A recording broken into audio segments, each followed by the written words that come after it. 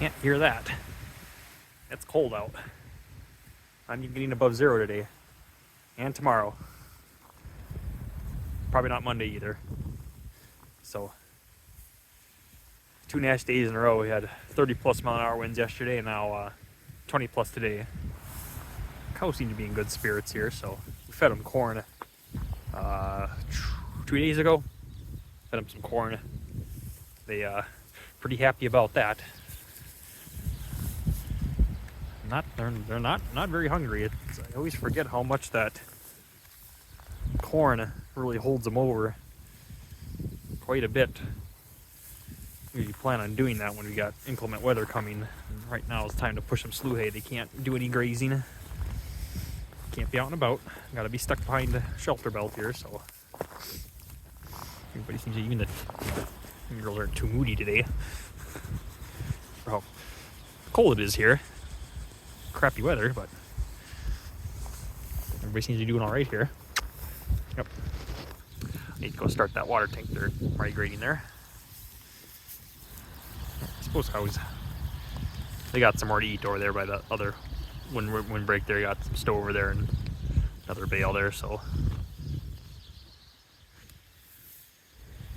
yeah, you girls look peachy.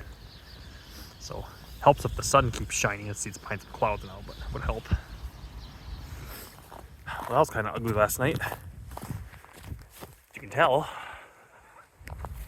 Hit 25 below overnight, and it was windy too.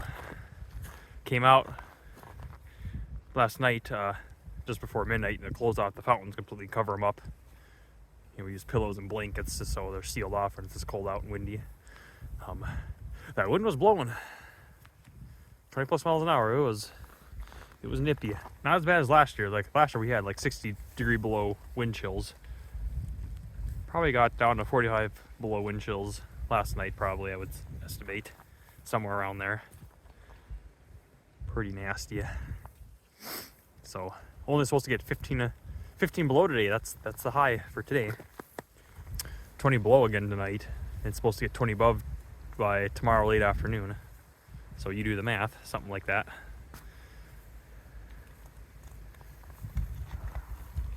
I hate those temperature swings. Gotta check on all the critters, make sure everybody's doing all right.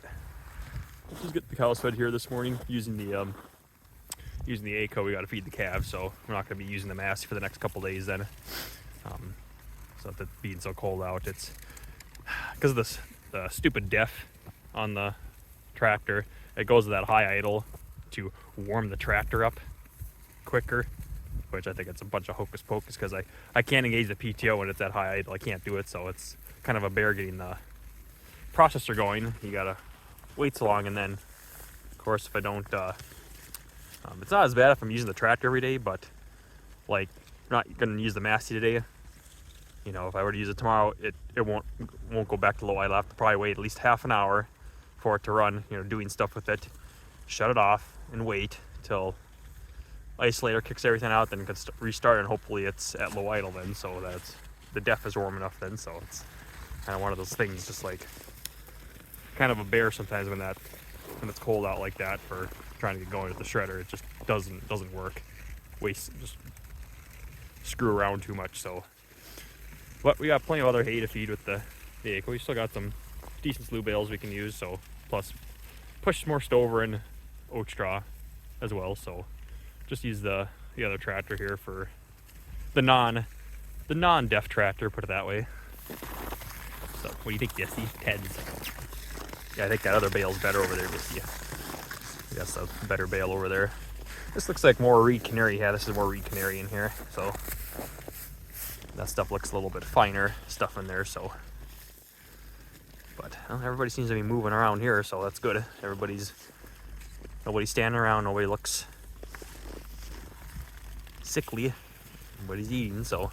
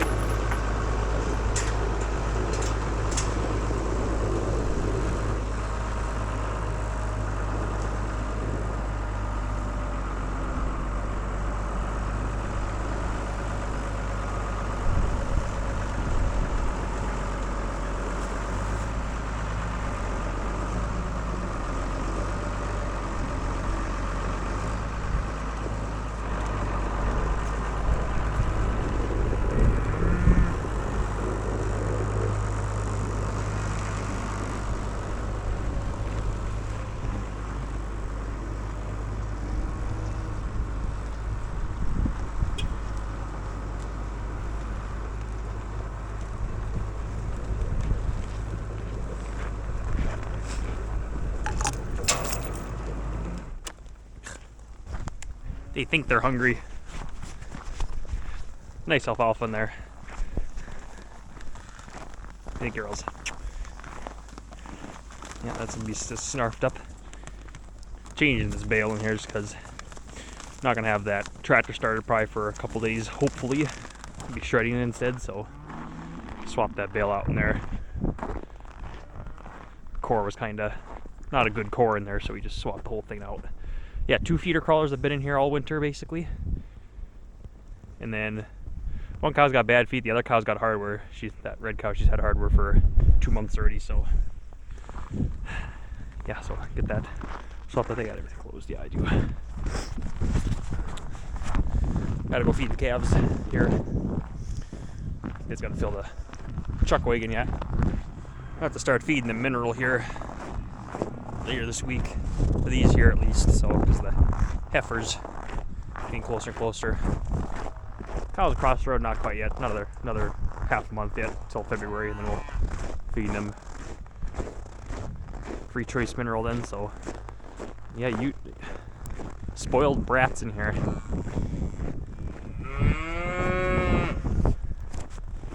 Yeah, you're lucky you're getting fed tonight because it's supposed to be cold overnight, so you're lucky you're getting fed. Make them try to eat everything down here. And we had two bales set up, against the windbreak there. We had an old oat straw bale, kind of some, wasn't very good, and then a raunchy slough bale there. They got them almost completely eaten down, and yet their chopped hay feeders still have stuff in them yet. Spoiled. You'd rather starve than finish cleaning them out. Wait as long as we could here. It wasn't supposed to be so cold tonight. I wouldn't feed you. That's how it would work. That's how it would work. Spoiled brats. All they want is corn. Yep, spoiled. Soon grows probably in about another, I don't know, month maybe? Probably a month. You're going to start getting cut back. I mean, they're not getting pushed hard really at all. Just good stuff to eat really. But hopefully in about a month, the girls won't be getting a whole lot anymore. Yep. It's going to happen. Yep. The way it is. Yeah. Christmas lights set up here. For a good reason too.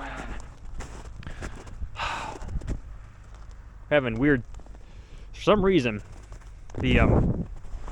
since we installed the new pump and actually running the heaters, the heating elements for the fountains, it's been randomly tripping the breaker in here.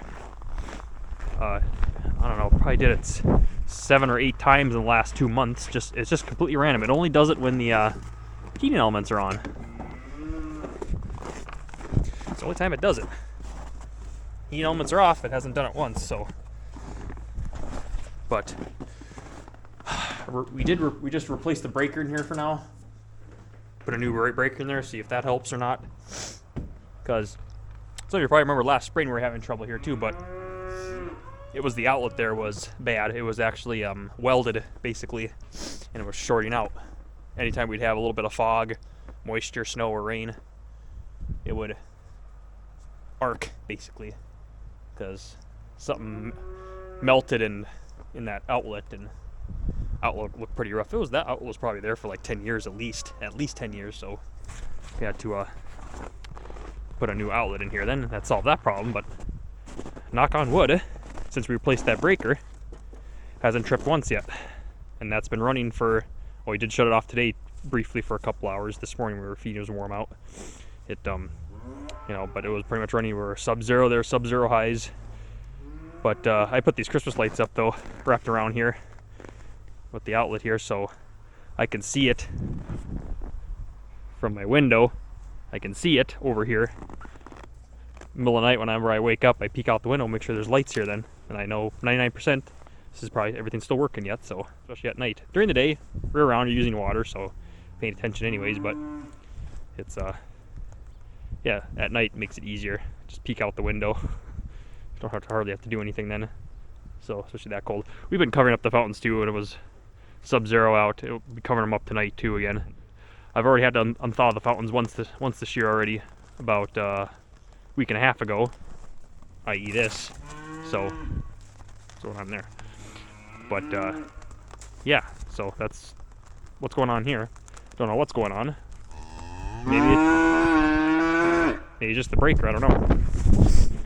We replaced one of the heating elements a couple years ago, same with the thermostat. And the other fountain haven't changed that thermostat though yet. I don't know if some water getting in, or if one has a light bulb underneath the fountain. There's a light bulb going down the culvert. For heat rising for underneath it, and this one has an auxiliary heater strapped onto the pipe over here. I don't know if it's a 150 watt, 200 watt thing. So that's what's underneath there in the pit there. So, unless there's a bad wire somewhere, and it just, I don't know. But like I say, it was so sporadic though. It tripped during the day, and it tripped in the middle of the night. It was just completely random. So I don't know.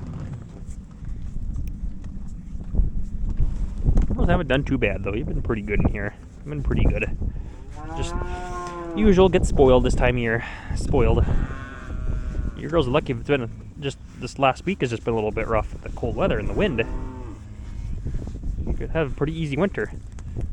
Other cows and cows that have been through have been rough, ugly winters full of snow in here. Just miserable. I mean, it could still happen yet, but the last two groups have had it pretty easy in here. Yep, pretty easy. You're spoiled.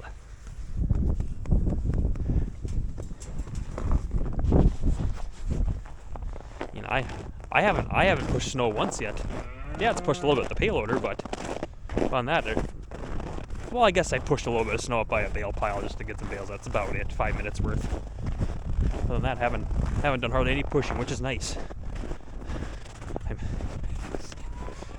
Since 2018, I've just been sick and tired of snow.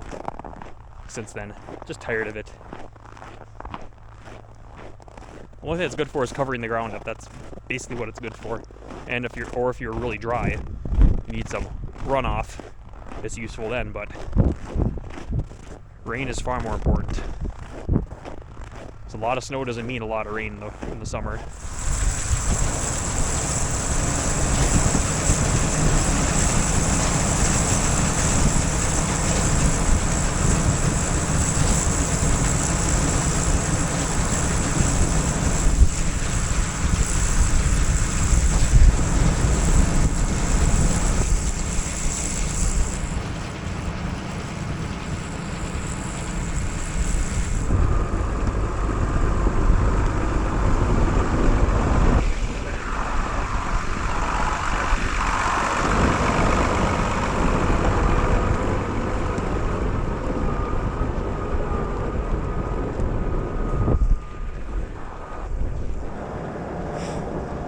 Tractor's kind of acting up. We still haven't picked up that switch yet. It's at the dealership. 2 clutch switches. Hardly did anything the last 2 weeks. Been pretty good, the tractor, but this last hour here, it's been pretty bad.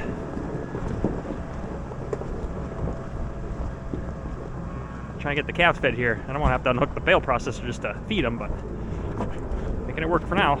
Yet.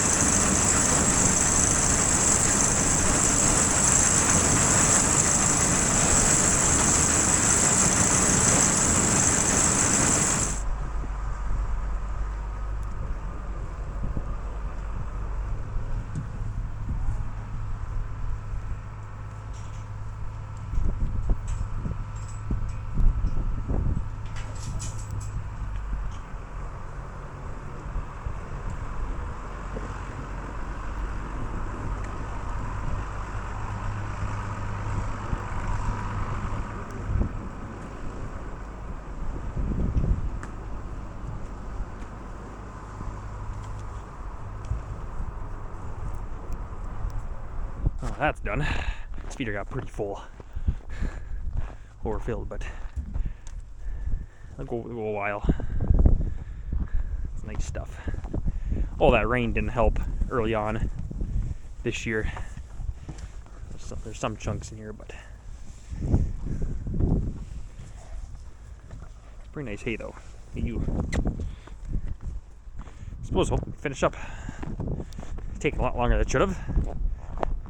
Got the problems you might be wondering. Why don't you get the parts when they're in right away and adjust it? Well, it's one of those things. I hate just running 60 miles one way just to get a part when you don't need anything else. It's like, oh, we got another tractor. Something really goes bad. We got another tractor. So it just, I just want to run around and all of a sudden the guy needs something else a day later. All of a sudden, oh, I need something else yet. Oh, I got to go back out again. So, for me personally, I don't feel like going anywhere if I don't have to. I can get by with it without it for now. So yeah, so I got a bunch of stuff here for the fountain tonight. Again, blanket, pillow for the one side, cover up the other side. But that'll be around, I don't know, probably 11 o'clock or midnight or so. I'll come out, cover it up. So something does quit working for some weird reason. You know, it's got time and it'll keep a lot of heat in, so the guy just gets by for the time being. Having problems just trying to save some trips. I mean, if he had to go somewhere for every little thing, it'd be endless basically. So we just kind of wait till we get when we need a bit of stuff, and we'll go with that then. Pretty much basically a big supply run. If it's longer, I guess probably won't hurt. Maybe get by. Let's see once.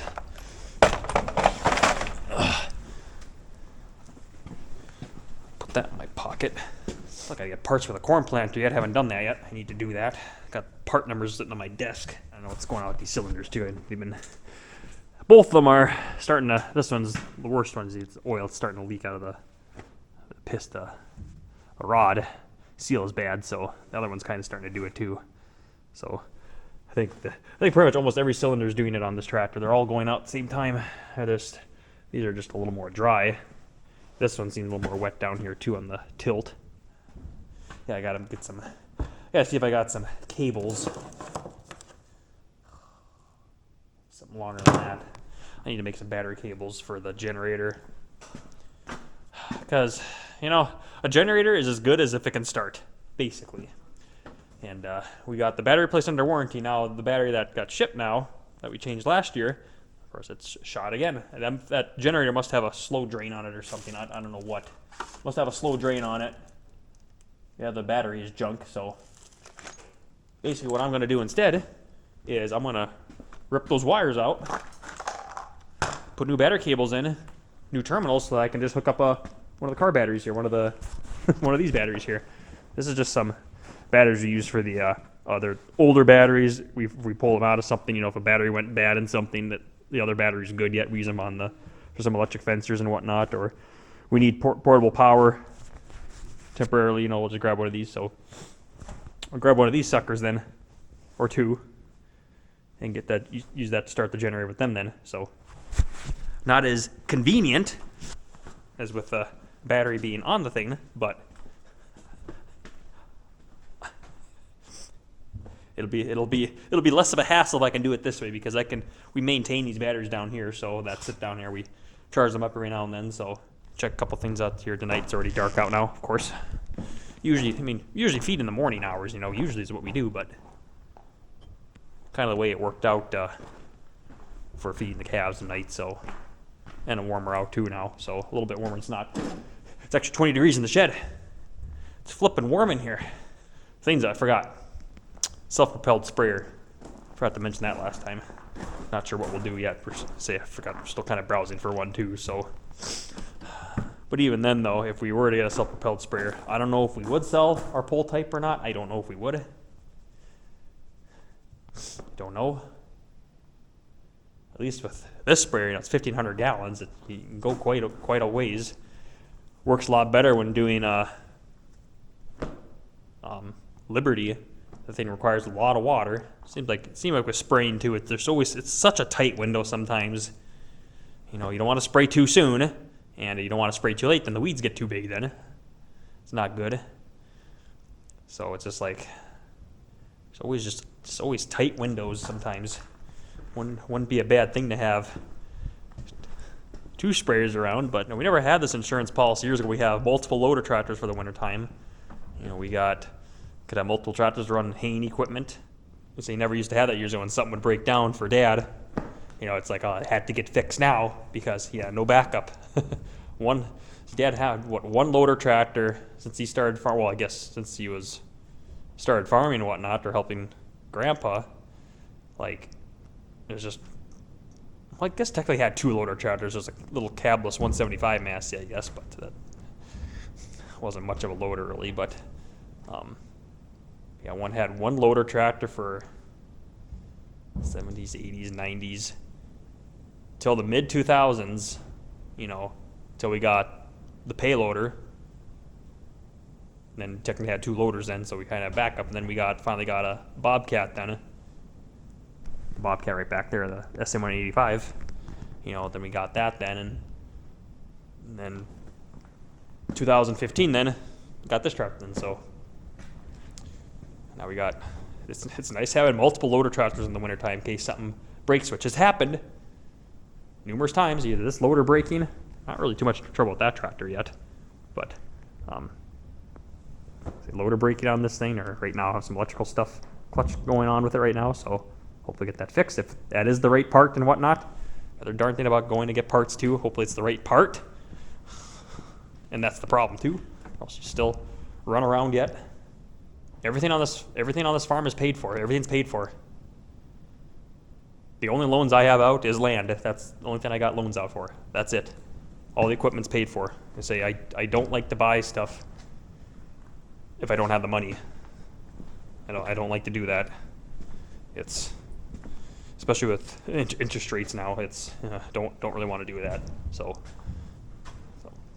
that's why it's like, well, hanging on to equipment sometimes, like the 30-foot drill here, since we got the 40-foot drill, it hasn't seen that many acres, just sits in the shed most of the time. It's not doing any harm, but it's just sitting there though. It's just basically tied up assets, basically, is what it is. But we're not in really any financial situation at all, so it's like, well, it's fine for now. Let's just say we can take our time in selling it and get what we want for it. So it's one of those things that's worth a lot more to us than somebody else. So because we know that machine inside and out, basically. So, but call it. Head in the house. I'm gonna go watch the terrible Timberwolves. I can't believe I still watch them yet. I don't know why. Oh. Didn't really watch. I mean, I used to be more into the NBA years ago, up until they started having all the political crap. I quit watching the NBA for several years. And then I kind of started watching the Timberwolves again. Then last couple of years here now again, off and on. So still with a grain of salt yet. So, but it's about the only thing I really pay attention to. Don't really care about any other teams really. So.